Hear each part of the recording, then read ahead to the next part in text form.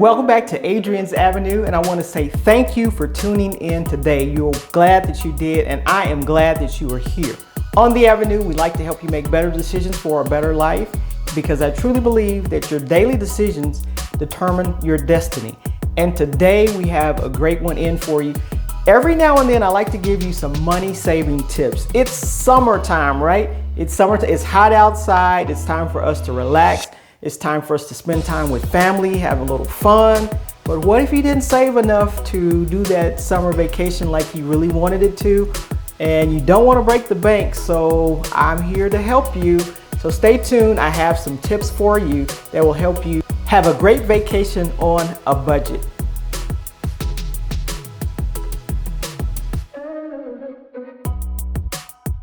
Now, where we all would like to take summer vacations, sometimes you can save money by traveling in off-peak seasons. And normally the summertime is the high peak season as well as the holidays. So if you do want to delay maybe the vacation, even though the kids will be out of school, if you want to delay the vacation and maybe save some money, you can do it in the off-peak season. That's one way of saving money. Another way of saving money is to use things other than hotels, such as vacation rentals, campsites, B&B, things like that. Another way to save money, and these are just all tips, is to use discounts. Traveling rewards, air miles, group rates, there are senior discounts, there may be student discounts, things like that. Opt for discounts when you can. And then there are other things that when you get to your destination, try to do some things for free, such as museums, parks. You can even use public transportation and the walking, going back and forth to various places.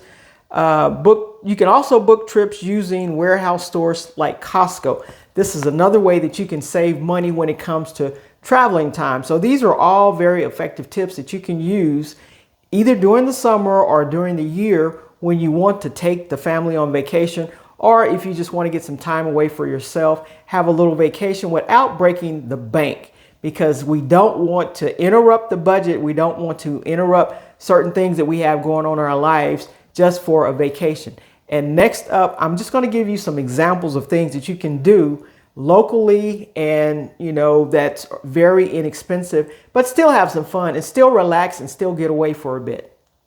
The first idea we're going to discuss is a road trip. And that's a simple one. I remember as a kid, we would go on road trips.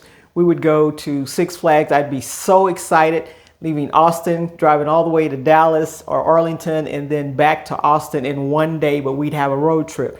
And this is something, depending on gas prices, depending on if you have an electric car, that you can actually take a road trip, and it's less expensive because you go places.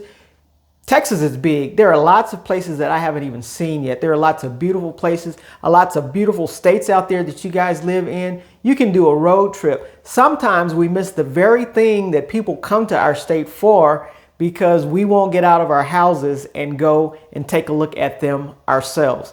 Austin, Texas is the capital of Texas. Every now and then, every couple of years, I'll go to the capital. And it's just very historical. There are tons of people down there. And I'm thinking all these people are coming to my state to see the Capitol. And I'm living right here in Austin. And I don't come see the Capitol as often as I should.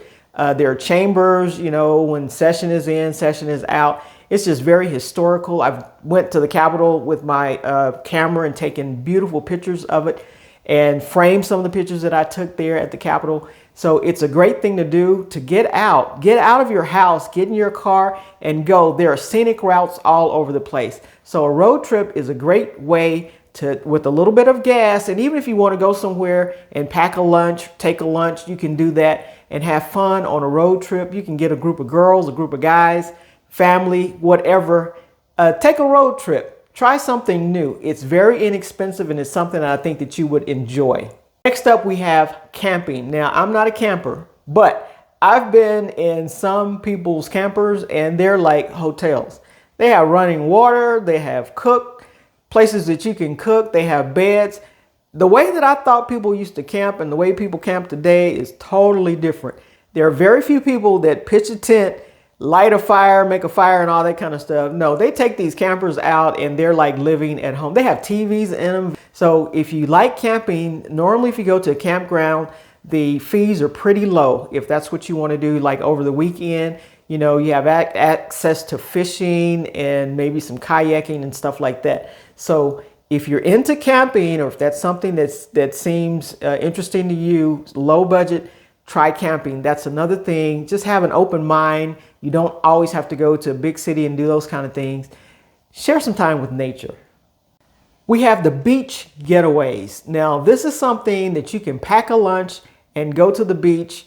Of course, I'd have to have some shade at the beach. I don't like to be out in the sun that long, but I love the beach. The water is so calming. It is just so calming.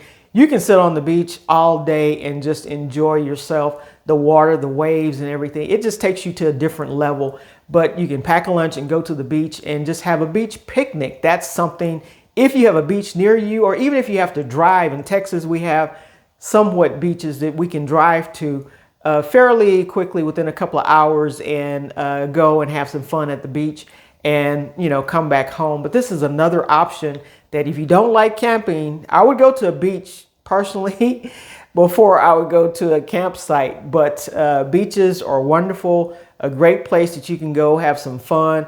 Some of them, they're going to be crowded and everything, but you can still relax. And I just love the waves and the water and that type of thing at a beach. So try taking a picnic at a beach for a day, and that'll be a great experience for you too. Okay, this one, if you have kids or if you want to be really introduced more to nature and healthy living, fresh air, you can do a farm stay. There are some places with farms out there. You can actually go stay on the farm, and then the activities are like harvesting the fruits and vegetables and maybe eggs and, you know, riding horses and stuff like that. If you're into that, I'm sure we have plenty of them here in Texas. I've not researched any of them at this point, but a farm stay sounds very, very interesting if you want to just know about how people used to live, what they used to do, and you can get some fresh food at the farm stay. And this is very cost effective because, you know, you're doing most of the work yourself. And I'm sure they cook for you and that type of thing, but it would be a different experience. So we can't be so closed-minded to everything that we don't want to try anything. And this would be a good opportunity to open yourself up to something new, especially if you have kids. They would probably love going on a farm, picking vegetables, you know, maybe strawberries and stuff like that. And then just having fun out there in nature, the fresh air, just doing something like that. It would be good for us all maybe to have a farm stay. Before I go any further with suggestions, I want you to hit that like button and that subscribe button so that you can stay up to date on the latest information as it becomes available to you. Hopefully this information is helpful to you, that if you don't have a lot of money for a vacation, you don't have to fly off somewhere and have a fancy vacation. Sometimes the very treasures are right there in our city, our state, and we can still have a great time and spend less money doing it. Okay, next up we have vacationing in historic towns. And this is something that I am familiar with here in Texas. Fredericksburg is a historic town. It's a German town, and that's a place where you go and you can shop. They have great food. You can shop, you can eat, just mingle around. There's lots and lots of people there normally because it's a tourist town, but you can go there. They have B&Bs there. You can stay the night and just have fun in Fredericksburg and around the surrounding towns. Fredericksburg is getting a little expensive now as far as buying houses there, but it's a great place to go. It's a small place, and you just find little things that you wouldn't find in the big cities. So it's very historical. You can learn about Fredericksburg, and on the way there, you'll pass some cities. Johnson City, where President LBJ's ranch is. That's another place that you could go and actually view that it's the way it was back in the day. So everything was kind of like frozen in time. I've been there several times. They have wild animals out on the ranch and everything. So you can just introduce yourself to stuff like this. And this can be a weekend stay or something like that, but you can learn the history of the small towns around you. Because I know we have a lot of them in Texas, and you just walk along The architecture is beautiful. The things that they're doing there, the people are really nice and friendly. They're Southern people and they just want to help you out. They just want to be nice and for you to enjoy yourself. So this is another opportunity to get out there and spend a little bit of money, not a whole lot of money, and have a great time on a vacation. The last suggestion I have for you is group travel. If you have a group of friends that you want to go with and you guys want to split the cost, I know a family that will go to the coast in the summertime.